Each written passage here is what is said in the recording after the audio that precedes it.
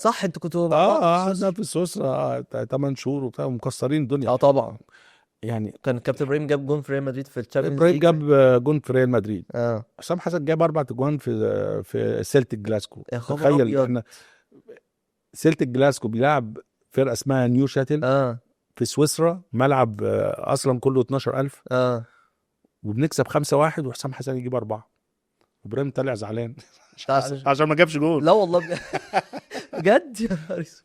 داخل يعني. لا والله. قلت له هقول له حسام، قال لي قول له. فهو كانوا بيغيروا من بعض غيره ايجابيه ايجابيه يعني، فاهم؟ جدا طبعا. فحسام وابراهيم جايب جون عالمي، مم. ضربه حره كده في ريال مدريد. يعني ريال مدريد بيلعب في نيوشاتل البلد الصغيره دي وبيتغلب 1-0. جون ابراهيم كنا عاملين حاله في اوروبا الحقيقه. طبعا.